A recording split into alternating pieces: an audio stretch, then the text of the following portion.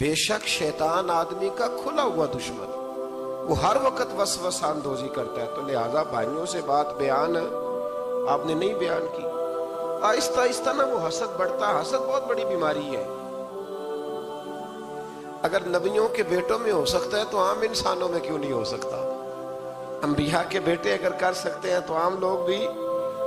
آپ جب کسی شخص کو دیکھیں نا کسی کے بارے میں کچے جملے بول رہا ہے، کمزور بات کر رہا ہے، تو پہلے اچھی طرح ٹٹول لیں کہ حق بیان کر رہا ہے یا صرف حسد کے بیچ رہ کے گفتگو کر رہا ہے. بہت بڑی بیماری ہے. انہوں نے ایک چال بنائی 10 نے مل کے کہ اس طرح کریں کہ ان کو کوئی سخت سزا دیں، انہیں قتل کر دیتے. پھر کہنے لگے مارتے نہیں، کنویں میں پھینک دیتے ہیں. حضرت یعقوب علیہ السلام کی بارگاہ میں حاضر ہوئے تو حاضر ہو کے عرض کی کہ ہم سیر کرنا چاہتے ہیں تو ہمارا بھائی یوسف بھی تو ہمارا بھائی ہے نا، ہمارے ساتھ بھیجیں، وہاں کھیلے گا، کودے گا، کھائے گا، پیے گا. حضرت یعقوب علیہ السلام نے فرمایا نہیں، مجھے ڈر لگتا ہے کہ کہیں میرے یوسف کو کوئی تکلیف نہ پہنچ جائے. کچھ ایسے ہوتے ہیں جنہیں جدا کرنے کو دل ہی نہیں کرتا کہ وہ جائیں نہ. کئی دفعہ بعض بچے نالائق ہوتے ہیں، وہ جدا ہوتے ہیں لیکن ان کو جدا کرنے کو دل. لیکن حضرت یوسف تو لائق بچے تھے نا اپنے والد کے، ان کا بھی نہیں ارادہ تھا. بھائی لے گئے اور لے جا کر کے حضرت یوسف علیہ السلام کو پہلے بہت زیادہ مارا. پھر حضرت یوسف علیہ السلام کا کرتا اتار کے ان کے ہاتھ باندھے. پھر بڑے بھائی نے یہودا نے رسی کے ساتھ باندھ کے کنویں میں لٹکا دیا. اور پھر جب درمیان میں پہنچے تو پھر رسی کو کاٹ دیا. حضرت یوسف جب گرے پانی میں آواز آئی تو ہنسے. مفسرین نے لکھا ہے کہ اللہ تعالیٰ نے حضرت جبریل امین کو بھیجا، فرمایا جاؤ میرے یوسف کو پکڑ کے نا تو احتیاط کے ساتھ نیچے رکھ. حضرت یوسف کو رکھ دیا گیا. 3 دن اور 3 راتیں جناب یوسف کنویں میں رہے. بچانے والا زیادہ بڑا ہے، محفوظ رکھنے والا زیادہ طاقتور ہے. 3 دن اور 3 راتیں کنویں میں رہے. انہوں نے کیا کیا کہ حضرت یوسف کا کرتا چونکہ اتار لیا تھا، 2 کرتے انہوں نے پہنے ہوئے تھے. بعد مفسرین نے لکھا ہے ایک تو کرتا وہ تھا جنہوں نے استعمال کیا، تو ایک کرتا بطور تعویذ کے حضرت یعقوب نے ان کے گلے میں ڈال دیا بطور برکت کے. تو وہ کرتا بھی ان کے گلے میں تھا. ایک کرتے سے انہوں نے باندھ دیا. دوسرا کرتا جو تھا نا اس کو خوند لگا کے نا بکری کا. تو حضرت یعقوب کے پاس آئے اور جب دروازے تک پہنچے تو شور کرنے لگے زور زور سے. حضرت یعقوب پریشان ہو کے باہر آئے، چونکہ وہ بکریاں بھی ساتھ لے کے گئے تھے، بکریاں چرایا کرتے تھے. تو کہا بکریوں کو بھیڑیا تو نہیں پڑ گیا؟ تو کہنے لگے حضور بکریوں کو تو نہیں پڑا پر حضرت یوسف کو لے گیا ہے. اور حضرت یوسف علیہ السلام شہید ہو گئے. حضرت یعقوب علیہ السلام نے نا وہ کرتا دیکھا تو کرتا دیکھ کے فرمانے لگے بڑا سیانہ تھا بھیڑیا، یوسف سارا کھا گیا ہے پر کرتا کسی جگہ سے پھٹا بھی نہیں. اس کا مطلب ہے کہ حضرت یعقوب کو سمجھ آ گئی کہ میرے یوسف کو بھیڑیے نے کھایا نہیں ہے. یہ قرآن مجید ہے. فرمایا بڑا سمجھدار تھا بھائی، کرتا پھٹا بھی نہیں اور یوسف وہ سارا کھا گیا. اب یہ روز وہاں بکریاں چلانے جاتے تھے. یا جناب یعقوب تو رونے لگے تو بھائی روز جاتے تھے، جان جان کے دیکھتے تھے کہ یوسف ہے کہ نہیں. تیسرے دن ایک قافلہ وہاں سے گزرا جو مصر جا رہا تھا. انہوں نے پانی نکالنے کے لیے جب ڈول لٹکایا تو حضرت یوسف نے پکڑ لیا. اس شخص نے حضرت جناب یوسف علیہ السلام کو اوپر کھینچا. جب آپ واپس اوپر زندہ نکل آئے تو بھائی پھر حیران ہو گئے.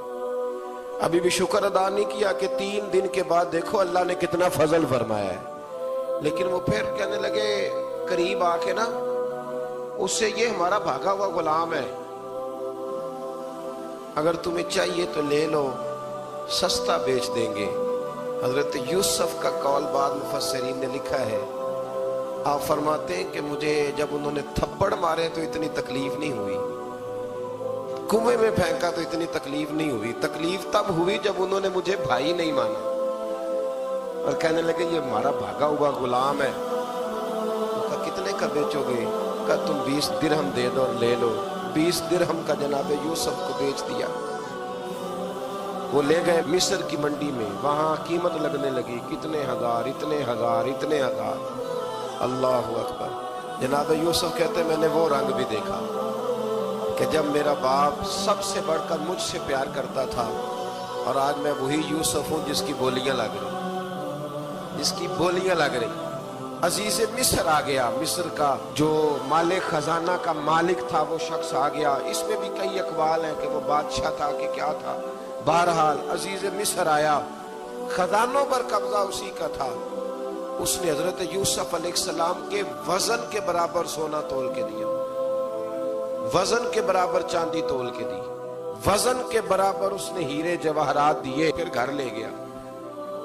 اور جناب یوسف علیہ السلام فرماتے ہیں میں ایک آزمائش سے نکلا، جب گھر آیا تو بڑے سکون سے رہنے لگا۔ عزیز مصر نے اپنی بیوی زلیخا سے کہا اس کا خاص خیال رکھنا۔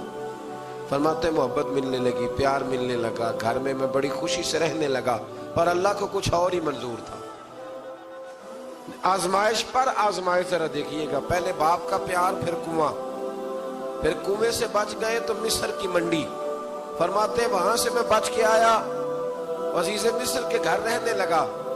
زلیخا فریفتہ ہو گئی، گناہ کی دعوت دینے لگی، تو حضرت یوسف نے کہا قال معاذ اللہ، میں اللہ کی پناہ چاہتا ہوں۔ سارے دروازے بند کر کے جب وہ پیچھے بھاگی، اصل حسین وہی شخص ہوتا ہے جو اپنے باطن کے حسن کو بچا لیا کرتا ہے۔ جو سوداگری کرنے لگے وہ تھوڑا حسین ہوتا ہے۔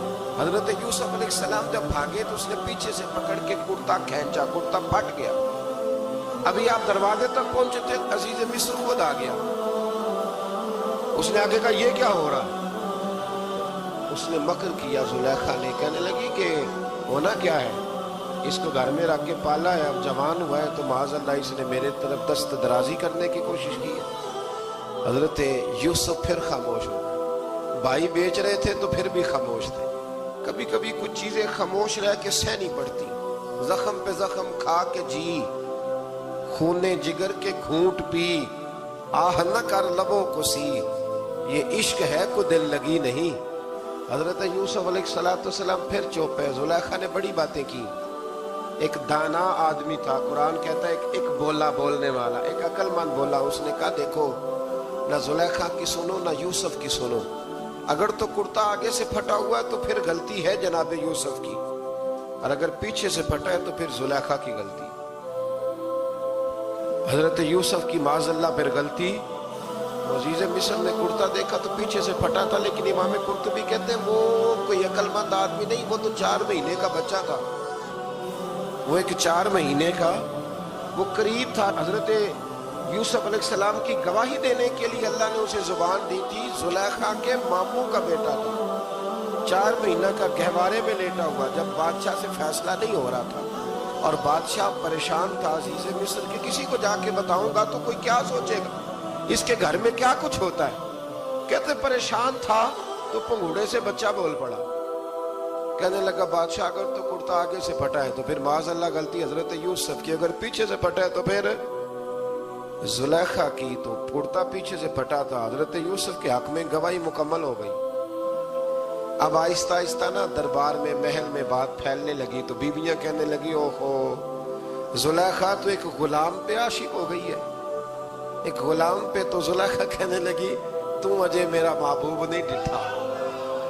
یہ رٹے ڈالنے والے دیکھتے نہیں اور دور کھڑے رہ رہ کے کہانیاں سناتے رہتے۔ انہوں نے کہا تو نے ابھی دیکھا نہیں نا، تو نے ابھی یہ کیا پتا ہو کہ ماجرا کیا ہے؟ تو کہنے لگی نہیں تو غلام پہ۔ اس نے کہا چلو تجربہ کراتی ہوں۔ ساری عورتوں کو بٹھایا، ہاتھ میں ایک ایک سیب دیا، ایک ایک چھری دی، اور جب پوری تیاری ہو گئی پھل کاٹنے کی عورتوں کی، تو جناب یوسف سے کہا ذرا جھلک تو دکھاؤ۔ تو حضرت یوسف نے جب جھلک دکھائی تو قرآن کہتا ہے سیب کاٹنے کی بجائے ہاتھ کاٹ لیے، اور کہنے لگی اوہو یہ کوئی بشر نہیں، یہ تو کوئی فرشتہ ہے، یہ کوئی فرشتہ ہے، یہ تو کوئی اللہ تبارک و تعالیٰ کی طرف سے آنے والا کوئی کرامت والا، عزت والا، شان والا فرشتہ ہے۔ حضرت زلیخا کہنے لگی سمجھ آئی ہے پھر تو مجھ پر شکوہ کرتی تھی۔ اب وہ بات بھی آہستہ آہستہ پھیلنے لگی کہ حضرت یوسف علیہ السلام کی غلطی نہیں، غلطی زلیخا کی۔ اب بادشاہ نے زلیخا سے کہا کہ اگر تو میں تیری بات کروں تو تیرے ساتھ میری بدنامی کا بھی ڈر ہے، کیا کرے؟ طے یہ پایا کہ حضرت یوسف کو جیل میں ڈال دیا جائے۔ پہلے بھائیوں کے تھپڑ، پھر کنواں، پھر مصر کی منڈی، پھر زلیخا کا الزام، اور پھر باری آ گئی جیل جانے کی۔ حضرت یوسف علیہ السلام کو جیل میں، کچھ نے لکھا ہے 12 سال جیل میں رہے، جیل میں ڈال دیا۔ حضرت یوسف علیہ السلام جیل میں کیا کرتے؟ واعظ فرماتے، تبلیغ فرماتے، لوگوں کو اللہ کی توحید کی دعوت دیتے۔ وہاں جیل میں نا ایک شخص نے خواب دیکھا، اس نے دیکھا کہ میرے سر پہ نا پرندے کھا رہے۔ تو حضرت یوسف کہنے لگے اس کی تعبیر یہ ہے کہ تجھے قتل کیا جائے گا، تیری لاش کچھ دیر پڑی رہے گی تو پرندے تیرے سر پہ آ کے بیٹھیں گے، یہ تعبیر ہے۔ ایسا ہی ہوا، واقعی وہ شخص قتل ہو گیا۔ ایک شخص نے دیکھا کہ وہ شراب کشید کر رہا ہے، اس نے بھی تعبیر پوچھی تو آپ نے فرمایا تو اپنے بادشاہ کو پلائے گا۔ محسوس ہوتا ہے کہ اتنی دیر تک شراب ناجائز نہیں تھی، تو اس کو شراب پلائے گا، یہ اس کی تعبیر ہے۔ وقت گزرتا گیا، وقت جو ہوتا ہے نا، وقت یہ خود بخود لوگوں کی بے گناہی ثابت کر دیتا ہے۔ ایک وقت میں نا پراپوگنڈا ہوتا ہے تو ہر آدمی پراپوگنڈے کا شکار ہوتا ہے، پھر جب وقت گزرتا جاتا ہے تو خود بخود وقت کا گزرنا کچھ چیزوں کا خود بخود حل بن جاتا ہے۔ حضرت یوسف علیہ نبینا علیہ السلام کو جب 12 سال بیت گئے تو بادشاہ نے، عزیز مصر نے خواب دیکھا۔ اس نے خواب دیکھا کہ 7 موٹی تازی گائیں دبلی پتلی گائیں کو کھا گئی، اور 7 خشک بالیاں ہیں اور 7 سرسبز و شاداب بالیاں ہیں۔ اپنے وزیر سے کہنے لگا کوئی تعبیر والا بندہ ملے۔ اس نے کہا کہ ایک بندہ ہے جس کی تعبیریں بڑی سچی ہیں۔ وہ کون؟ کہنے لگے جناب یوسف۔ تو قید خانے میں پیغام بھیجا حضرت یوسف کو کہ خواب کی تعبیر بتائیں، تو جناب یوسف نے یہ نہیں کہا پہلے مجھے باہر نکالو، یہ نہیں فرمایا۔ فرمایا تعبیر یہ ہے، یہ جو 7 خشک بالیاں دیکھی ہیں نا، اس کا مطلب ہے کہ 7 سال تنگ دستی رہے گی، اور 7 سرسبز بالیاں دیکھی ہیں تو پھر 7 سال اللہ خوشحالی دے دے گا۔ اور فرمایا یہ جو تم نے گائیں دیکھی ہیں موٹی تازی وہ کھا گئی، فرمایا اس کی تعبیر یہ ہے کہ کوشش کرنا کہ جو تمہارے پاس دن یہ چل رہے ہیں جن میں سرسبز و شاداب ہے کھیتیاں، تو 7 سالوں کے لیے اناج جمع کر لینا، بالیوں کے اندر ہی رہنے دینا، باہر نہ نکالنا، اور پھر اگلے جو خشک سال ہوگے نا، وہ جو جمع پونجی کی ہوگی نا، اس کی برکت سے وہ 7 سال آسانی سے۔ اس پر ہمارے مفسرین نے لکھا ہے، اس آیت پر صوفیاء اور بزرگ تو کہتے ہیں نا سارا اللہ کے راستے میں دے دو، یہ بھی بات اچھی ہے، لیکن اگر کوئی اپنے بچوں کے لیے آنے والے وقت کے لیے کوئی چیزیں سنبھال کے رکھے تو یہ بھی سورہ یوسف سے ثابت ہے، یہ بھی سورہ یوسف سے، تو یہ بھی کوئی ایسا فعل نہیں ہے جس پر کوئی شخص تنقید کر سکے۔ عام دام برسر مطلب حضرت یوسف نے جب تعبیر بتائی تو بادشاہ کہنے لگا کہ انہیں باہر نکالو۔ آپ فرمانے لگے میں نہیں نکلتا بھائی، نہیں نکلتا میں جیل سے، یہی ٹھیک ہوں میں۔ آپ کیوں نہیں نکلتے؟ کہنے لگے پہلے اعلان کر کے لوگوں کو بتا کہ میں بے قصور ہوں۔ وہ جو تو نے پراپوگنڈا کیا نا اپنے منہ سے اعلان کر۔ اس نے جناب زلیخا کو بلایا، ان عورتوں کو بلایا، وہ عورتیں ساری سامنے آئیں، انہوں نے گواہی دی کہ یوسف تو بے گناہ ہے۔ پر سال کتنے لگ گئے؟ اللہ اکبر، 12 سال لگ گئے۔ یقین کریں کچھ لوگوں کو یہ ثابت کرنے میں نا کہ میں ٹھیک ہوں زندگی بیت جاتی ہے، اور میں تمہارا خیر کا ہوں زندگی بیت جاتی ہے۔ لوگوں کو ہوش تب آتی ہے جب مزار پر چادر ڈالنے کا ٹائم آ جاتا ہے، ہوش تب آتی ہے، لیکن پھر ہوش کا کوئی فائدہ۔ 12 سال کے بعد بادشاہ نے ان کو بلایا اور کہنے لگا کہ یہ جو خواب میں نے آپ کو سنایا اب کرنا کیا ہے؟ حضرت یوسف کہنے لگے تم سے کچھ بھی نہیں ہوگا، اگر کچھ کرنا ہے تو پھر یہ خزانے کی ذمہ داری میری لگاؤ۔ اگر کوئی قابل آدمی ہو تو وہ آگے بڑھ کے بات کر سکتا ہے۔ یہاں ہر بندہ ہی آگے بڑھ کے کہتا ہے مجھے دے دو ڈیوٹی، لیکن قابل ہو تو وہ آگے بڑھ کے بات کرے اور سمجھے کہ میرے علاوہ کسی کے لیے مشکل ہے تو پھر وہ آگے بڑھے۔ حضرت یوسف نے جب کہا تو انہوں نے آپ کو وزیر خزانہ بنا دیا۔ پھر ایک وقت آیا کہ وہ عزیز مصر ہی بن گئے، قحط پڑ گیا۔ جب مصر میں قحط پڑا تو دائیں بائیں بھی قحط پڑا، किनान के आप रहने वाले थे, वहां भी कहत पड़ा। हजरत याकूब बेटे की याद में रो रो के तो आंखों की बिनाई चली गई। और यारो बाप भी बड़ा ही प्यार करता है, बड़ा ही प्यार करता है, बड़ा ही। पता है बाकी तुम्हें तोहफे देते हैं, बाकी तुमसे मोहब्बत करते हैं, तो बाप तो बेटे को अपनी जवानी दे देता है, अपनी जवानी अपने बेटे के नाम कर देता है। बाप भी बड़ा ही प्यार करता है संगियो, कोई नहीं तोल सकता। बच्चे ऐसे घूम रहे होते हैं ना अब्बा जी के सामने, तो उनका उठना बैठना चलना ही बड़ा प्यारा लगता है, का आना जाना ही बड़ा प्यारा लगता है। बाप का तो कद रोज ऊंचा होता है कि अल्लाह ने मुझे लाल अता फरमाया। हजरत याकूब की आंखों की बिनाई चली गई रो रो के। भाई हजरत यूसुफ के जब कहत पड़ा तो उन्हें पता चला कि एक वाहद शहर मिस्र है जहां गंदम स्टॉक है, क्योंकि हजरत यूसुफ को पता था, खाम बादशाह देख चुका था, तो आपने माल 7 सालों के लिए जमा कर लिया।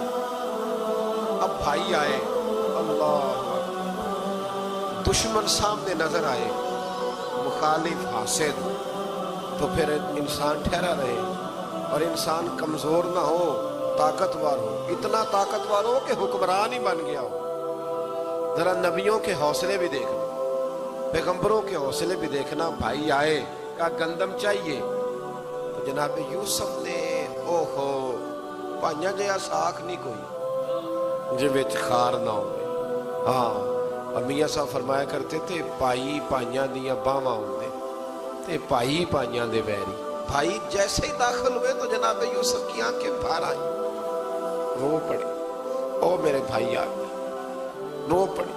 वजीर मशीर दाएं बाएं देखते हैं कि हजरत यूसुफ को क्या हुआ, रो पड़े और भर भर के गंदम दी, उसको इशारे करते, चल थोड़ी और डाल दे, चल थोड़ी और डाल दे। जब भाइयों को दे चुके तो फिर फरमाने लगे कि शायद इससे गुजारा ना हो, जरूरत पड़ी तो दोबारा भी आ जाना। अपनी कौम को तरस दे रहे, थोड़ा थोड़ा खाओ। तो भाइयों को कहते जरूरत पड़ी ना, आ जाना दोबारा।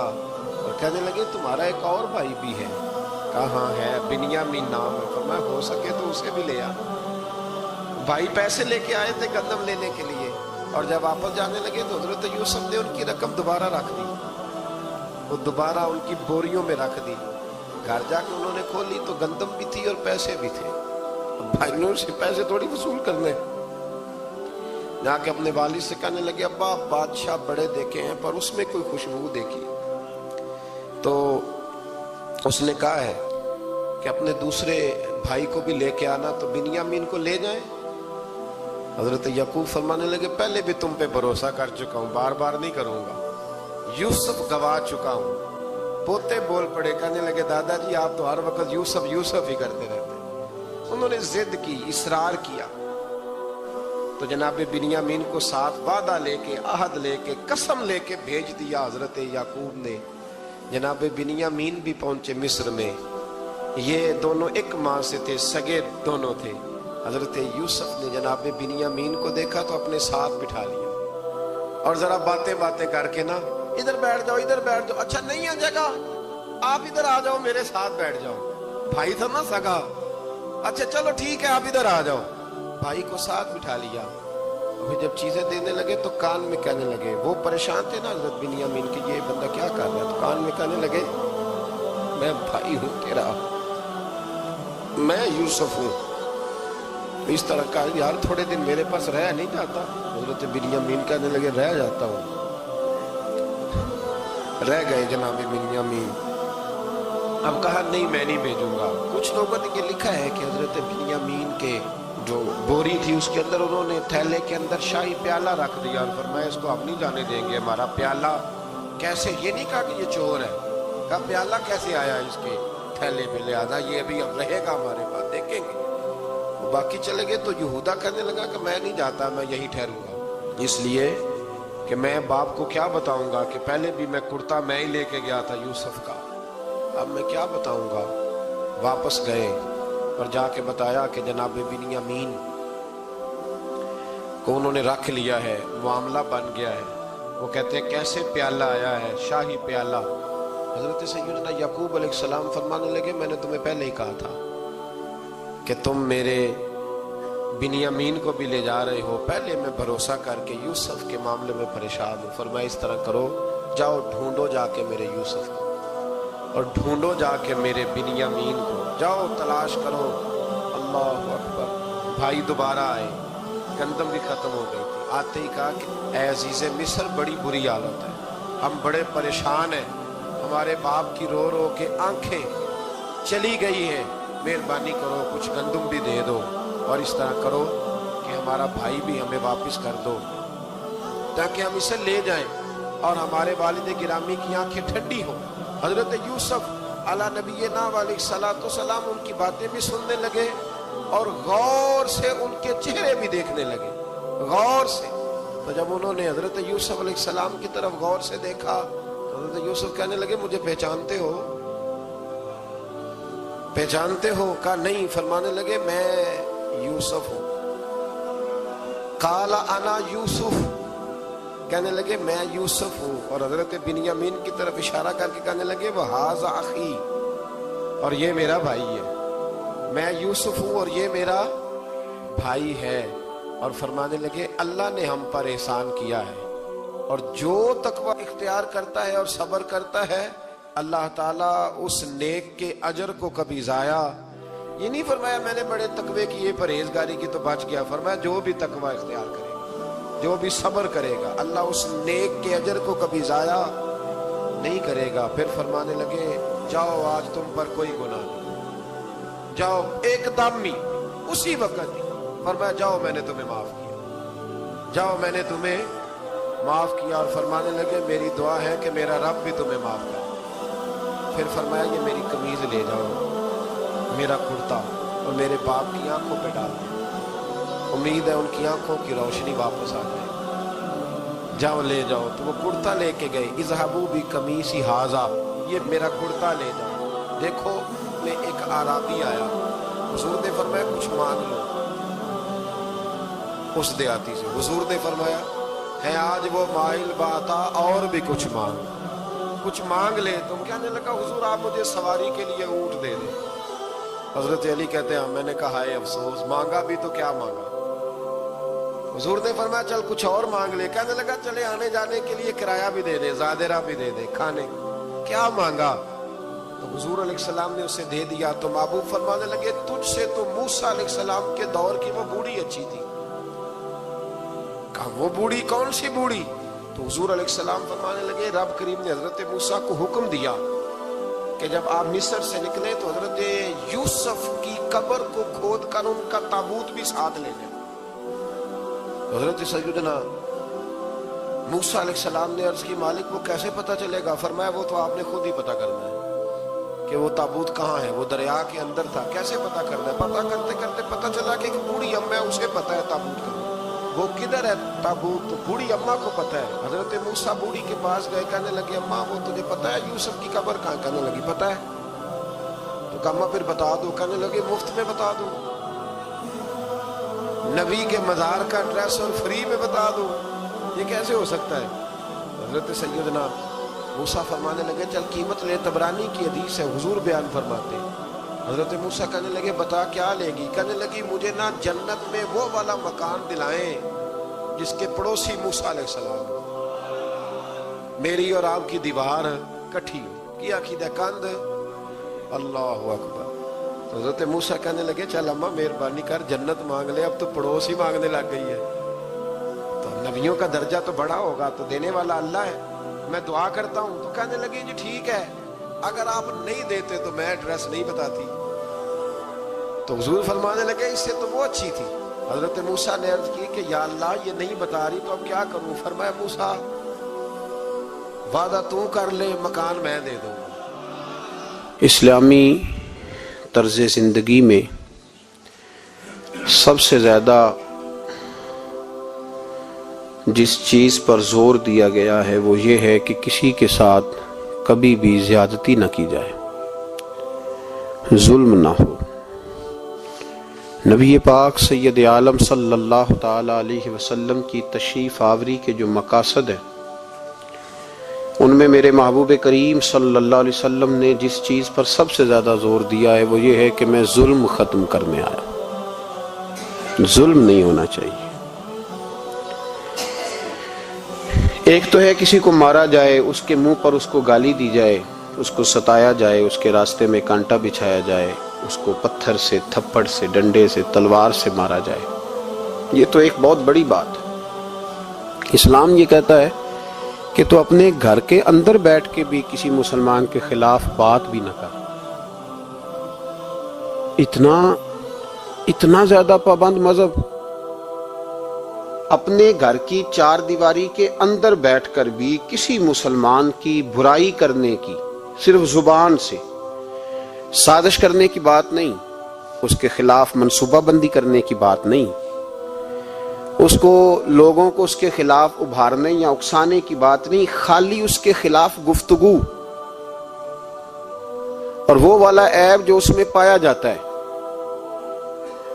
وہ عیب جو اس میں موجود ہے، وہ عیب بھی تجھے گھر کے اندر بیٹھ کر نجی اور ذاتی محفل میں بھی بیان کرنے کی اسلام اجازت نہیں دیتا، اور اسلام نے اس کو غیبت کا نام دیا۔ اور میرے نبی پاک صلی اللہ علیہ وسلم نے فرمایا یہ فعل کہ تو گھر کے اندر بیٹھ کر کسی کی عزت کے بارے میں بات کرے، سمجھ لے تو نے زنا سے بھی برا کام کیا، یہ بدتر ہے زنا سے۔ یہ جو زیادتی اور ظلم ہے نا میرے بھائی، اس کو اسلام نے اس قدر زیادہ ناپسند کیا، اور اس پر اسلام نے اس قدر زیادہ احکامات بیان کیے۔ میرے نبی کریم صلی اللہ علیہ وسلم نے فرمایا قیامت کے دن اللہ مظلوم کے ساتھ ہوگا۔ اللہ کس کے ساتھ ہوگا؟ قیامت کے دن اللہ مظلوم کے ساتھ ہوگا۔ اور یہ لفظ ہیں حدیث مبارکہ میں، ابن حجر علیہ رحمہ نے لکھے، اللہ قیامت کے دن مظلوم کے ساتھ ہوگا۔ اور اگلے لفظ سنو گے تو حیران رہ جاؤ گے، فرمایا اللہ قیامت کے دن مظلوم کے ساتھ ہوگا اگرچہ وہ مظلوم کافر ہی کیوں نہ ہو، اگرچہ وہ مظلوم، اللہ اس کے ساتھ ہوگا۔ اللہ قیامت کے دن مظلوم کے ساتھ ہے، اگرچہ وہ والا رٹا نہیں کہ میری برادری کا ہے تو میں نے سپورٹ تو کرنی ہے نا۔ ہم تو ظالموں کے ساتھ ہوتے ہیں۔ ہمارے دیہاتوں میں رواج ہے کہ نوجوان کسی کی عزت پر ہاتھ ڈالتا ہے، کسی کی بیٹی کو بھگا کے لاتا ہے تو اس کے دوست اس کی مدد کرنا فریضہ سمجھتے ہیں، اس کو سپورٹ کیا جاتا ہے، اس کو رہنے کو جگہ دی جاتی۔ ہم یہ نہیں دیکھتے کہ وہ چوک میں لڑائی ہوئی ہے اور ہمارے بچے کی کسی کے ساتھ پٹائی ہوئی تو ہم تو بندوقیں، ڈنڈے، کلاڑیاں اٹھا کے چلے جاتے ہیں۔ وہاں جا کے تحقیق پہ پتہ چلتا ہے کہ ظلم تو ہمارے بچے کا ہے، تو پھر مدد کس کی کرنی چاہیے تھی؟ ہم کس کی کرتے ہیں؟ میرے نبی کریم صلی اللہ علیہ وسلم کو اپنی امت سے بڑا پیار ہے، حضور کو بڑی محبت ہے۔ فرمایا قیامت کے دن لوگ اپنے اپنے ممبروں پہ بیٹھیں گے پر میں سجدے میں گر کے اپنی امت کی دعائیں مانگوں گا۔ قیامت میں جو بچے گا وہ میرے نبی پاک کی برکت سے بچے گا۔ لیکن رسول کریم علیہ الصلوۃ والسلام نے فرمایا ظلم کر کے نہ آنا، تمہاری باقی کمیوں پہ میں پردے ڈلوا دوں گا، ظلم کر کے نہ آنا۔ امام بہقی روایت لائے ہیں، محبوب پاک نے فرمایا میرے امتی نے کسی ذمی کافر کے ساتھ اگر زیادتی کی، وہ ٹیکس دیتا تھا، جزیہ دیتا تھا، ذمی کافر تھا، اور میرے امتی نے اگر اس کے ساتھ زیادتی کی تو نبی پاک صلی اللہ علیہ وسلم فرماتے ہیں میں قیامت کے دن اس کافر کے ساتھ مل کر اپنے امتی پر اللہ کی بارگاہ میں مقدمہ دائر کروں گا، میں خود مقدمہ دائر کروں گا۔ یہاں ظلم کی آندھیاں چلتی ہیں، طوفان چلتے ہیں، لوگ دوائیوں میں ظلم بیچتے ہیں، لوگ تعلیم کے نام پر ظلم کرتے ہیں، لوگ خیر کے نام پر ظلم تقسیم کرتے ہیں۔ یہاں اللہ اکبر ایسے ایسے رنگ دیکھنے کو ملتے ہیں۔ اب بنے گا کیا؟ کیا ہر زینب اسی طرح تڑپ کے چلی جائے گی؟ اس کا رزلٹ کیا نکلے گا؟ ہمارے ہاں تو نمبر گیم چلتی ہے، سیاستدان شعر لکھ کے لاتے ہیں، وہ ٹی وی پہ بیٹھ کے ایک دوسرے کو نیچا دکھانے کی کوشش کرتے ہیں۔ ساری سیاسی جماعتوں کے سربراہوں کو وہاں ہونا چاہیے تھا کہ نہیں ہونا چاہیے تھا؟ کیوں نہیں بولتے آپ لوگ؟ آپ کب بولیں گے؟ ابھی بھی وقت نہیں آیا آپ کے بولنے کا۔ ان کو وہاں ہونا چاہیے تھا کہ نہیں ہونا چاہیے تھا؟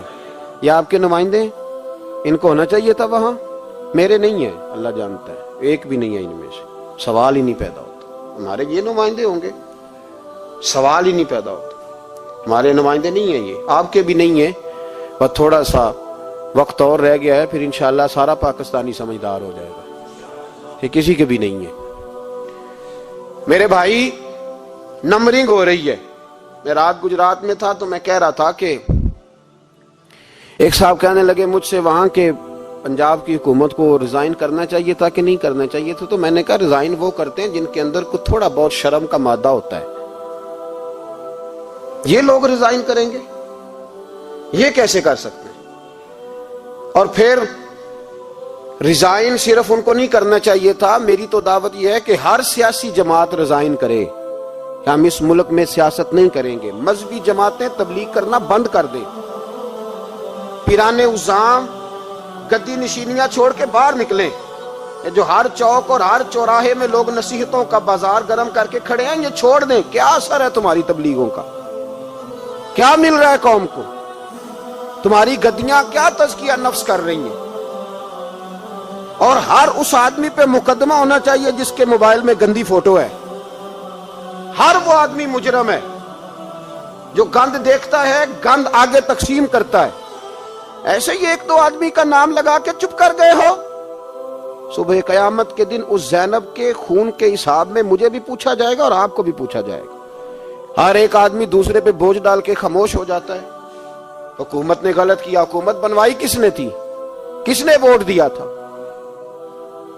برابر کے شریک ہیں ان کے جرموں میں جو ان کو ٹھپے لگاتے ہیں، چپ کر جاتے ہو تنقید کر کے۔ حضرت سیدنا امام مالک رحمت اللہ علیہ فرمایا کرتے ظالموں کا مددگار بھی ظالم ہوتا ہے، تو ان کو ٹھپے لگانے والا ظالم نہیں ہوتا؟ وہ نہیں مددگار ظالموں کا؟ ابھی تک لوگ کہہ رہے ہیں مولانا آپ سخت جملے کہتے ہیں، آپ سخت جملے کہتے ہیں، آپ بچیں۔ میں نے کہا تمہیں پتہ نہیں نا، تمہیں خبر نہیں، تم اس زیادتی کا شکار نہیں ہو، تمہیں کیا پتا؟ میرے ایک چچا کا بیٹا تھا، اکلوتا تھا، وہ رستے میں جاتے ہوئے کسی کی گولی کا شکار ہو گیا۔ میں تھانے گیا پرچہ کٹوانے، طالب علمی کا زمانہ تھا، جب میں گھر سے نکلا تھا تو میری جیب میں 2 روپے تھے۔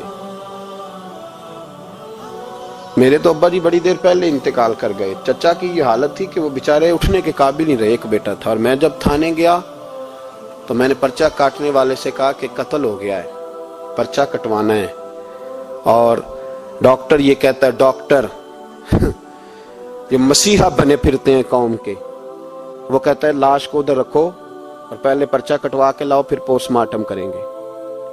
اس نے بھی ایک ٹیلی فون کرنا گوارا نہیں کیا۔ یہ سارے ظالم ہیں اللہ ماشاءاللہ، یہ سب کٹہروں میں آئیں گے، ان سب کو حساب دینا۔ ان کی گودوں میں بیٹھنے والے مولوی اور پیر سب سے پہلے وہ لٹکائے جائیں گے، سب سے پہلا نمبر ان کا ہے۔ میں نے جا کے کہا پرچہ پہلے پرچہ کٹواؤ پھر پوسٹ مارٹم شروع۔ میں نے کہا پرچہ، تو پولیس والا مجھے کہنے لگا ایک پینسلوں کا ڈبہ لاؤ۔ یہ نمائندے ہیں ہمارے، یہ ہماری حفاظت کرنے پہ ہیں، تم نے خود اپنے لیے پولیس بنائی ہے۔ زینب کا چچا کہتا ہے جب میں تھانے گیا تھا پرچہ کٹوانے، مجھے پولیس والے کہتے تھے اگر مالٹے ٹھنڈے ملتے ہیں تو لے کے آ، اور زینب کا چچا کہتا ہے کہ وہ مجھے کہتے تھے کہ جا نیسلے کی 2 بوتلیں لا، پانی پینا ہے۔ اس ملک پہ بسنے والوں کا کوئی وارث نہیں، کوئی نہیں ان کا والی وارث۔ اور کہتے ہیں کوڑے میں پڑی لپٹی ہوئی خون سے لاش، اور مجھے پولیس والے کہتے ہیں فلانے نے لاش ڈھونڈی ہے، اسے تو پہلے 10,000 دے لے۔ میں ظالم ہوں، آپ ظالم ہیں، جنہوں نے ان ظالموں کو اپنا سپہ سالار بنایا۔ تیاری کر دو اللہ کے حضور۔ میں نے پوچھا رب کریم سے مولا تو بتانا رزلٹ کب نکلے گا؟ تو رب کریم نے فرمایا دنیا تو غافل ہو سکتی ہے، وَلَا تَحْسَبَنَّ اللَّهَ غَافِلًا عَمَّا يَعْمَلُ الظَّالِمُونَ۔ کر جا کے سورۃ ابراہیم کی آیت نمبر 42 پڑھو۔ رب فرماتا ہے اللہ غافل نہیں ہے ان لوگوں سے جو دنیا میں ظلم کر رہے ہیں، اللہ ظالموں کے کاموں سے غافل۔ تو پھر مولا رزلٹ کیا ہے؟ فرمایا انما یؤخرہم لیوم، اللہ نے ایک دن کے لیے یہ فیصلے رکھے ہوئے، رب روز عدالت نہیں لگائے گا، اللہ نے ایک دن رکھا ہوا، تشخص فیہ الابصار، فرمایا میں ظالموں کو اس طرح لٹکاؤں گا کہ لوگوں کی آنکھیں کھلی کی کھلی رہ جائیں گی. میں ظالم کو، رب کریم فرماتا ہے مجھے کوئی غافل نہ سمجھے، وقت آنے والا ہے، وقت آنے والا ہے. حضرت وہب ابن منبہ رحمت اللہ تعالی علیہ فرماتے ہیں، آپ فرماتے بنی اسرائیل کے اندر ایک بادشاہ بڑا ظالم تھا. اس نے محل تعمیر کرنا شروع کر لیا. محل بن رہا ہے، محل کے بیچ ایک جھونپڑی آ گئی، کٹیا ایک بوڑھی عورت کی. تو بادشاہ نے اس بی بی سے کہا کہ یہ کٹیا، یہ جھونپڑی دے دو،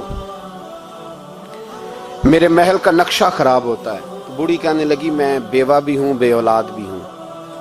جب میں بیاہ کے یہاں آئی تھی تو میرے ابا نے کہا تھا بیٹی تیرا جنازہ نکلنا چاہیے، تو چلو میں پکا ہوا پھل ہوں، تھوڑا وقت رہ گیا ہے، مر جاؤں گی تو تمہارا ہی ہے، میرا کون سا قبالی وارث ہے، چلو زندگی کی جو سانسیں رہ گئی ہیں مجھے یہاں گزار لینے دو. بوڑھی منت کرنے لگی. بادشاہ نے کہا نہیں نہیں، تو پیسے لے اور ہمیں خالی کر کے دے جھونپڑی. بادشاہ نے اصرار کیا تو بوڑھی کہنے لگی نہیں میں نہیں دوں گی. وہ اپنے گھر کے اندر بیٹھ گئی. یوں سمجھ لیجئے کہ بلڈوزر تیار کر کے چھپا دیا گیا. 2 4 5 سپاہی کھڑے کر دیے کہ بوڑھی نے کو ساری زندگی گھر میں تو نہیں نہ بیٹھنا، نکلنا تو ہے نا باہر. جب نکلے نا تو فوراً اس کا مکان گرا دو، 2 4 5 10 مستری کٹھے لگاؤ، دیوار بنا دو. اس طرح قبضے ہوتے ہیں. بوڑھی کچھ دیر تو چمٹی رہی گھر کے ساتھ، پھر اس کو نکلنا بھی تھا. جب اس نے سمجھا کہ امن ہو گیا ہے پھر وہ بوڑھی باہر نکلی. اور جب وہ گئی نا، جب وہ گئی باہر، چند گھنٹوں کے بعد واپس آئی تو جھونپڑی گری ہوئی تھی. گھر کی چھت کے تنکے ہواؤں کے ساتھ بکھرے ہوئے تھے. نیا مکان بن گیا. وہب ابن منبہ علیہ رحمہ فرماتے اس بی بی نے جو دعا مانگی تو عرش فرش ہلنے لگے، زمین کانپنے لگی. اس بی بی نے لفظ پتہ کیا ادا کیے؟ کہنے لگی اے اللہ میں تو موجود نہیں تھی، تو بتا تو کہاں تھا؟ اللہ میں تو نہیں تھی. زینب کی اماں بھی پوچھتی ہے اللہ میں تو نہیں تھی، تو موجود تھا نا. عرش کا مالک کہتا میں ہلا دوں گا. ذرا ان علماء کو، مشائخ کو، ان ارباب اقتدار کو دیکھ لینے دو، میری ڈھیل ہے، میں انہیں ہلا دوں گا. کہتی اللہ میں تو نہیں تھی، تو کہاں تھا؟ تو بتا. رب کریم نے فرمایا جبریل دوڑ کے جا، دوڑ. اللہ حکم کیا فرمایا پلٹ دے اس بستی کو، تباہ کر دے ان لوگوں کو جو ظلم پر چپ رہتے، انہیں تباہ کر دے. دنیا میں قتیل اس سے منافق نہیں کوئی، دنیا میں قتیل اس سے منافق نہیں کوئی جو ظلم تو سہتا ہے بغاوت نہیں کرتا. اس سے منافق نہیں کوئی. منافق بن کے جینا بند کر دو، اب مومن بن کے جینا سیکھو. ان ظالموں کے خلاف بولو. میرے عزیز کہتے ہیں تباہ کر دو بستی کو. بستی الٹ دی، گھر تباہ ہو گئے. یاد رکھو عرش کا مالک کہتا ہے تو میں دیکھ رہا ہوں، ورنہ کوئی موجود نہ تھا، میں تو تھا نا، میں تو سارا کچھ دیکھ رہا ہوں. میں اس ولا تحسبن اللہ غافلا اما یعمل الظالمون، لوگ اللہ کو غافل نہ سمجھیں. اور پھر میڈیا چیختا ہے، کہتا ہے جی بڑا ظلم ہوا. اس کام میں سب سے زیادہ کردار اس برائی کو پھیلانے میں میڈیا کا ہے. میڈیا تو بچوں کو گناہ کے طریقے بتلاتا ہے. اور حکومتیں، ممتاز قادری کا جنازہ نہ دکھانا ہو تو میڈیا سارا بند ہو جاتا ہے. فیض آباد دھرنے کا ظلم نہ دکھانا ہو تو میڈیا سارا بند ہو جاتا ہے. تو گند روکنا چاہیں تو گند رک سکتا ہے کہ نہیں رک سکتا؟ یہ پابندی، یہ ٹیکنیکلی زمانہ ہے. اگر یہ بند کرنا چاہیں تو ہر چیز اپنی جگہ پہ بند ہو سکتی ہے کہ نہیں؟ بولیں. لیکن ہم تو روئیں گے نا، فیس بک پہ تصویر لگائیں گے زینب کے ساتھ ظلم ہوا، تو تیری تو امام والی دکان پہ گندی فوٹو لگی ہوئی ہے، تیرے تو موبائل میں سارا گند ہے. اس گند کی ترویج و اشاعت میں تو میں اور آپ شامل ہوتے جا رہے ہیں. گند تو پرموٹ ہو رہا ہے، اسی سے تو لوگوں کے جذبات ابھرتے ہیں. ابا جی کہتے ہیں مجھے اعتبار ہے، مجھے اعتبار ہے بیٹی پہ. یہ کیا تماشا ہوا اعتبار کا؟ یہ کیا بات ہوئی؟ اعتبار کس کو کہتے ہیں؟ حضرت جنید بغدادی رحمت اللہ تعالی علیہ، آپ سے کسی نے پوچھا، میں تھوڑے دن پہلے، مجھے گجرات یونیورسٹی کے کچھ طالب علموں نے دعوت دی، کچھ اساتذہ نے کہا کہ یہاں سیرت سیمینار ہے آپ آئیں.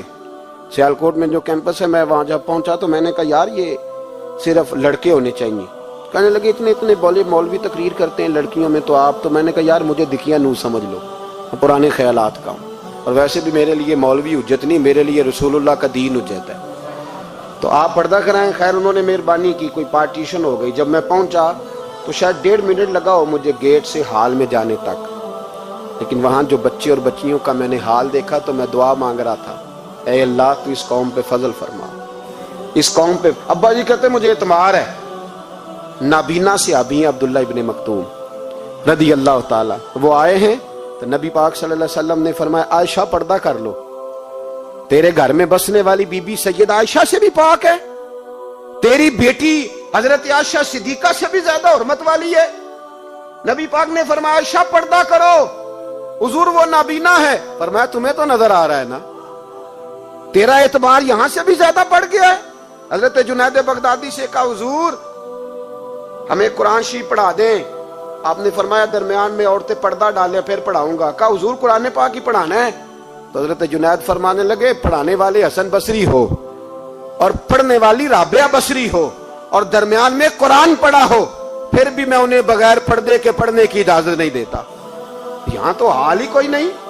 اس گند کو روز پرموٹ کرتے ہو, نوجوانوں کے جذبات بکھرتے ہیں اور بفرتے ہیں, اور پھر اس کے بعد کہتے ہو کہ آگ نہ لگے.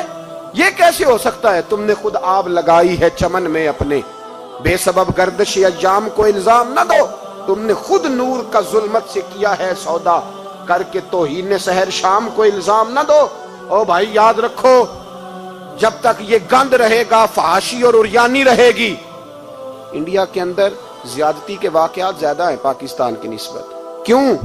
اس لیے کہ گند زیادہ ہے, فحاشی اور عریانی. اسلام نے تو نظر تک پر پابندی لگا دی, کہا اپنی نظر بھی مومن جھکا کے رکھے, جو چیزیں سبب بن سکتی ہیں ان پر بھی پابندی لگا کے رکھی. ہم توجہ ہی نہیں کرتے, خیال ہی نہیں ہے, اس کو پرموٹ کیا جاتا ہے. اور سب سے دوسری بڑی وجہ یہ ہے کہ مجرم کو سزا نہیں ملتی. مجرم کو سزا, بولیے, وہ چھوٹ گیا نا سرے عام ایک بڑے آدمی کا بیٹا قتل کرنے والا, چھوٹ گیا نا وہ جس نے سرے عام ایک سپاہی کانسٹیبل کو کچل دیا تھا, وہ بچ گیا نا, آ گیا نا باہر. ریمنڈ ڈیوس کئی گولیاں مار کے بچ گیا نا. جب مجرم کو سزا نہیں ملتی تو پھر گناہ بند.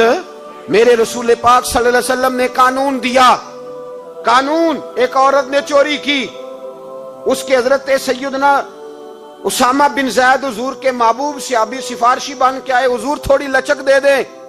نبی پاک نے فرمایا سنو, میری بیٹی فاطمہ بھی چوری کرتی تو میں ہاتھ کاٹ دیتا. مجرم کے لیے سزا ضروری ہے, مجرموں کو سزا ملے گی تو حالات بہتر ہوں گے. کہتے ہیں سرے عام پھانسی لگاؤ, کہتے ہیں قانون میں گنجائش نہیں. تمہارے لیے قانون روز بدل جاتا ہے. جب مطالبہ کیا گیا نا کہ سرے عام پھانسی, جاگ رہے ہیں آپ لوگ کہ سو گئے جی؟ چلے میں دعا کرتا ہوں اللہ کرے میری قوم جاگ جائے, آمین تو کہہ دیں. اللہ کرے آپ لوگ جاگ جائیں اور جاگتے رہیں. اعلیٰ حضرت نے فرمایا تھا, مشورہ دیا تھا, سونا جنگل رات اندھیری چھائی بدلی کالی ہے, سونے والوں جاگتے رہنا کیونکہ چوروں کی رکھوالی ہے. سونا جنگل رات اندھیری چھائی بدلی کالی ہے, سونے والوں جاگتے رہنا, چوروں کی رکھوالی ہے. کہا گیا سرے عام پھانسی دو, تو کہنے لگے آئین میں گنجائش نہیں چوک میں پھانسی دینے کی. اور تمہاری ضرورت پڑے تو آئین میں ترمیم ہو جاتی ہے. تو آج زینب کو ضرورت پڑی ہے تو کیوں ترمیم نہیں ہو سکتی؟ آج ایک غریب مظلوم ماں کو ضرورت پڑی ہے تو ترمیم کیوں نہیں ہو سکتی؟ انہیں چوک میں پھانسی دو, انہیں لٹکاؤ, انہیں کاٹ کر کتوں کے آگے ڈالو تاکہ ہر ایک کی بیٹی محفوظ رہ سکے. اور وہ زینب کسی اور کی بیٹی نہیں, وہ میری بیٹی ہے, وہ میری بیٹی ہے. کبھی 6 سال کی بیٹی سینے پہ لٹا نا اور پھر اس باپ کا درد محسوس کر, تجھے اندازہ ہو کہ بیٹی تو بیٹی ہوتی ہے. حاتم تائی کی بیٹی ننگے سر دربار رسالت پہ آئی تو میرے نبی پاک نے چادر دی. سلمان فارسی کہنے لگے سونیا کافر کی بیٹی ہے, تیری پاک چادر ہے, میں اپنی نہ دے دوں؟ تو حضور نے فرمایا سلمان چپ کر جا, بیٹیاں سانجھی ہوتی, بیٹیاں سانجھی ہوتی ہیں, چپ کر. کافر کی بیٹی صحیح بیٹی تو ہے نا, اور بیٹیاں تو سانجھی ہوتی ہیں. یہاں اتنا ظلم اور اتنا حشر ہو گیا اور کہتے ہیں پتہ نہیں چلا. دیکھتے ہیں, کرتے ہیں, سنتے ہیں. یاد رکھو ظلم کبھی مٹا نہیں کرتا, ظلم کبھی. اس لیے زینب بھائی, زینب تو میری بیٹی ہے, زینب تو تیری بیٹی ہے, زینب تو امت کی بیٹی ہے, زینب تو پاکستان کی بیٹی ہے, زینب تو ہر اس شخص کی بیٹی ہے جو کسی بھی بچی کا باپ ہے, جو کسی بھی بچے کا باپ ہے. وہ ملت کی بیٹی ہے, اس لیے وہ دکھ کسی ایک کا نہیں, وہ سب کا برابر کا ہے. بس یاد رکھو اس معاشرے میں پہلی بات یہ, اس گند پہ, بے حیائی پہ کنٹرول. دوسری بات یہ, تدارک عرض کر رہا ہوں, مجرم کو سزا ملے. اگر پرانے مجرموں کو سزا ملتی تو کبھی بھی دوبارہ جرم کی کسی کو ہمت. حضرت عمر کے زمانے میں جرم کیوں بند ہوئے تھے؟ اس لیے کہ وہ سرے عام کوڑے مارتے تھے, ان کا درہ لٹکتا تھا, وہ کسی کو گنجائش نہیں دیتے, کسی کو گنجائش. گورنر کا بیٹا بھی زیادتی کرتا تو چوک میں کھڑے ہو کے درے مارتے. فرماتے لوگوں کی ماؤں نے انہیں آزاد پیدا کیا, تم نے کیسے غلام بن لیا. یہاں جب قانون بدلتا ہے اور پھر شکوہ ہے, ہمیں غریب آدمی نے تو پرچہ درج کرانا ہو تو اس کو تو چودھری صاحب بھی وقت نہیں دیتے, اس کو تو چودھری صاحب بھی کہتے ہیں گڈی کرائی یا پیسے ہے نہیں تھانے جانے دے, اتنے پیسے لگ دیں. ظالموں ڈرو اللہ تعالیٰ سے, ڈرو. اور غریب آدمی چلا جائے تھانے تو اس کو پولیس والا پوچھتا ہے, وہ کہتے ہیں کس طرح ہوا تھا, کس طرح کر کے ہوا, تفصیل بتا. اور پھر وہ دو کہتا ہے تو جا, ابھی میں کوشش کرتا ہوں, میں پہلے ان کو فون کرتا ہوں مجرموں کو, پھر اس کے بعد تیرا. اور تگڑے آدمی پہ درخواست آ جائے کبھی, اس کو فون کر کے پوچھتے ہیں چودھری صاحب کی کرنا ہے پرچے دا, پھر وہ خود فون کرتے ہو. یہ امیر کے لیے قانون اور ہے اور غریب کے لیے اور ہے, یہ کس طرح ہو سکتا ہے؟ میرے نبی کریم صلی اللہ تعالی علیہ وسلم نے انصاف کی فراہمی چھوٹے بڑے کے لیے ایک رکھی. اور یاد رکھو حساب تو دینا ہے, حساب بول کے بتائیے, حساب. جو زیادتی کرے گا اس نے حساب اور دینا پڑے گا. یہاں نہیں دو گے تو وہاں دو گے, حساب تو بہرحال اس مجرم نے تو دینا ہے. لیکن ارباب اقتدار نے بھی, حضرت عمر فرمایا کرتے تھے میرے دور میں کتا بھی پیاسا مر گیا تو حساب میں نے دینا ہے, چونکہ میری حکومت تھی, کتے کو پانی ملنا چاہیے تھا, اس کے دروازے تک پانی پہنچنا چاہیے تھا. حساب تو دینا ہے ہر اس شخص نے جو سوشل ہونے کا دعویٰ کرتا ہے, جو معاشرے میں کسی بھی طرح کا کوئی کردار ادا کر رہا ہے, اس نے بہرحال حساب. یہ مشترکہ معاملہ ہے, اس میں ارباب اقتدار کا تو اشر ہوگا, وہ تو دنیا دیکھے گی, لیکن باقی بھی اپنی ذمہ داری کا احساس کریں, باقی بھی خیال کریں. سنو اور یاد رکھنا اس بات کو, غور کریں. کیا میری طرف دیکھیں میرے بھائی, ایک مکران شاہ بادشاہ گزرا ہے ایران کا, کچھ نرم دل تھا, وہ نا سیر کرنے نکلا.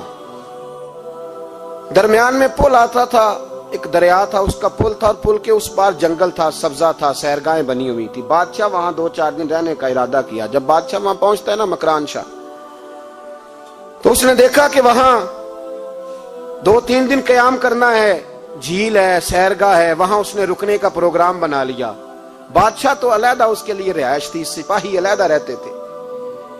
یہاں تو لوگ کہتے ہیں نا وہ پولیس کو ڈانٹتے ہیں, پولیس کو پوچھتے ہیں, او بھائی پولیس تو تمہارے ماتحت ہوتی ہے, پولیس تو سمجھ گئی ہے کہ تم کس طرح ان سے کام لیتے ہو, ان کو تو تم اپنے تحت رکھتے ہو.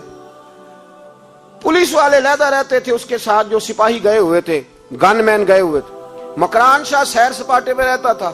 ایک بوڑھی عورت تھی, اس کی ایک گائے تھی, وہ جنگل کے اندر بوڑھی رہتی تھی, گائے اس کی وہاں چرتی رہتی تھی.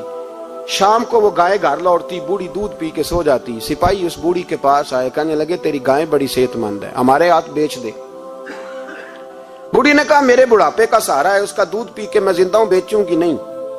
وہی والا کام جو ہمارے ملک میں ہوتا ہے کہ قیمت کے ساتھ زمین دینی ہے کہ مفت دینی ہے.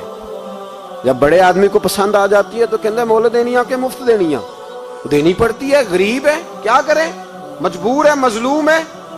کہا بوڑھی عورت سے سپاہیوں نے بیچ دے, کہا نہیں. کہنے لگے نہیں بیچے گی تو ہم لے لیں گے. اس عورت کی گائے زبردستی سپاہی ذبح کر کے کھا گئے. بوڑھی نے بادشاہ تک پہنچنا چاہا لیکن اس کو پہنچنے نہ دیا گیا, منع کر دیا گیا. اس کی رسائی نہ ہو سکی, غریب عورت تھی. جس دن مکران شاہ واپس آ رہے تھے نا, سیر کر کے پل سے گزر رہے تھے, تو کسی نے بوڑھی سے کہا کہ بادشاہ گزرے گا. وہ چھپ کے پل پہ بیٹھ گئی, اور مکران شاہ جب پل سے گزرنے لگے تو بوڑھی آگے آئی. اور اس کے گھوڑے کی لگام پکڑی. ایسا جملہ کہا کہ مکران شاہ چکرا کے زمین پہ گرا. اور بوڑھی کہنے لگی مکران شاہ تیرے سپاہی میری گائے ذبح کر کے کھا گئے ہیں, تو بتا اس کا حساب اس پل پہ کھڑے ہو کے دینا کہ پل صراط پہ دینا ہے؟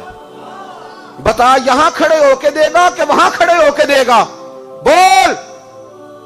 ارباب اقتدار, حکومت کے ایوانوں میں بیٹھنے والوں, بتاؤ زینب کا حساب قصور کے چوک میں کھڑے ہو کے دو گے کہ میدان محشر کے چوک میں کھڑے ہو کے دو گے؟ بتاؤ کہاں حساب دینا ہے, یہاں دینا ہے کہ وہاں دینا ہے؟ حساب تو بہرحال تمہیں دینا ہے. اس قوم کو اس کا حساب تو, زینب کا حساب تو دینا ہے, دینا پڑے گا, دیا جائے گا, پوچھا جائے گا. بتاؤ یہاں دینا ہے کہ وہاں دینا ہے؟ دینا تو پڑے گا. یہاں دو گے تو ہو سکتا ہے قیامت میں بچ جاؤ, اور اگر یہاں نہیں دو گے تو وہاں لٹکا دیے جاؤ گے, رسوا کیے جاؤ گے, پوچھا جائے گا. مکران شاہ چکرا کے گرا زمین پہ اور گر کے کہنے لگا بی بی میں وہاں حساب نہیں دے سکتا, دو دینا یہیں لے لے, جو لینا یہیں لے لے. آ جاؤ آ جاؤ, وقت ہے, گنجائش ہے, مہلت کے دنوں میں توبہ کر لو, پلٹ آؤ, اللہ کے حضور حاضر ہو جاؤ. اس معاشرے کو صفائی کی ضرورت پڑ گئی ہے. اس معاشرے میں ہر آدمی اپنا کردار ادا کرے, ظالم کے خلاف اٹھے, بے حیائی, فحاشی, عریانی, بدنگاہی, اس کے خلاف اٹھے. حضرت امیر معاویہ رضی اللہ تعالیٰ عنہ اپنے دور حکومت میں باہر نکلے. ایک بی بی با پردہ عورت برقعے میں گلی میں گھوم رہی تھی, برقع ڈال کے. حضرت امیر معاویہ دوڑ کے مسجد چلے گئے, رونے لگے, کہنے لگے صحابہ کے زمانے میں یہ عورتیں گلی میں آ گئی ہیں, ہمارے دور میں ہی آ گئی ہیں, کہیں اللہ کا قہر نازل نہ ہو جائے. حالانکہ وہ با پردہ تھی بی بی. یہاں تو بڑی ڈٹائی کے ساتھ فرنٹ سیٹ پہ بے پردہ عورت کو بٹھایا جاتا ہے اور دلیلیں دی جاتی ہیں کہ ہم پڑھ لکھ گئے, ایف ایس سی اور بی ایس سی ہماری تعلیم ہے. ہمارے پاس ابھی تازی تو کار آئی ہے, تو بتائیں نا کہ جو کار پہ بیٹھی ہے وہ کار کی مالکن ہے. یہاں تو ہر چیز کھول کے بیان کرنا لوگوں نے اپنے لیے ضروری سمجھ لیا ہے, اپنے کلچر کا حصہ بنا لیا ہے. خدا را فحاشی کے خلاف, بے حیائی کے خلاف, عریانی کے خلاف اٹھو اور اس پل کو باندھو. جب تک فحاشی رہے گی, عریانی رہے گی. پاکستان میں 10 کے قریب بچوں کے ساتھ روز زیادتی ہوتی ہے. یہ آپ کے قومی اخبارات کی آج صبح کی رپورٹ ہے. یہ تو وہ چیزیں ہیں جو کھل کے باہر آ گئیں, اور اس کے علاوہ جو بے حیائی کے اڈے کھلے ہوئے نہ جانے ان کی تعداد کتنی, کس قدر زیادہ ظلم ہو رہا ہے. میرے رسول پاک صلی اللہ تعالی وسلم نے فرمایا جب کوئی زنا کرتا ہے تو ایمان اس کے سینے سے نکل جاتا ہے اس کے سینے سے. آنکھوں پر پردہ ہونا چاہیے, کانوں پر پردہ ہونا. اور اگر زینب کے قتل کے بعد بھی کسی کے موبائل میں گندی تصویر ہے اور اس کے قتل کے بعد بھی بے حیائی کے گانے اس کے موبائل میں ہیں, تو پھر وہ رسم کے آنسو نہ بہائے, پھر وہ صرف 2 منٹ کے لیے آگے بڑھ کے مرثیہ خان نہ بنے, وہ پھر شاعر اور ادیب بننے کی کوشش نہ کرے, وہ پھر اپنے حصے کا جملہ لگا کر اپنے آپ کو فیس بک پہ ایکٹیو رکھنے کا تماشا نہ کرے. کیا مطلب ہوا ان چیزوں کا؟ اگر ابھی بھی برائی کے خلاف نہیں اٹھنا, بے حیائی اور فحاشی کے خلاف نہیں اٹھنا. میرے عزیزو, آخری بات سننا اور اس کو ہمیشہ یاد رکھنا. میرے نبی پاک صلی اللہ تعالی علیہ وسلم نے فرمایا ہے کسی ایک مسلمان کے قتل میں اگر اہل زمین, اہل آسمان سارے بھی شریک ہو جائیں, سارے, تو فرمایا ہو سکتا ہے اللہ سب کو جہنم میں ڈال دے. اس لیے کہ جو قتل ہے نا, قتل ایک ہے زیادتی اور ایک ہے پھر اس کے بعد قتل. ایک انسان کا قتل انسانیت کا قتل, اتنا بڑا ظلم. اور یہاں تو اب قتل کی خبر آ جائے نا اخبار پہ تو اتنی دلچسپی والی رہتی نہیں. اتنے لوگ قتل ہو گئے, کوئی حرج نہیں. یہ تو ہمارے یہاں تو کسی سیاستدان کی شادی کی خبر آئے گی تو وہ دلچسپی والی ہوگی, اس پر تبصرے ہوں گے, کمنٹس ہوں گے. ایک بندہ مر گیا, ٹھیک ہے, غریب آدمی تھا, قتل ہو گیا, جان چھوٹی, معاذ اللہ, اس پہ کون توجہ کرتا ہے؟ یہاں تو ان کے میلے چھیلے تماشوں پر لوگ تبصرے کرتے ہیں. یہ جو کوئی نئی ایکٹنگ کر کے دکھاتے ہیں اس پر ہماری توجہ جاتی ہے. اتنی عورتوں نے خودکشی کر لی اس لیے کہ شام کو کھانا نہیں تھا, بچوں سمیت دریا میں کود گئی. یہ ہوتا رہتا ہے, اس کی خیر ہے. معاذ اللہ, یہ تو سارے زمانے میں.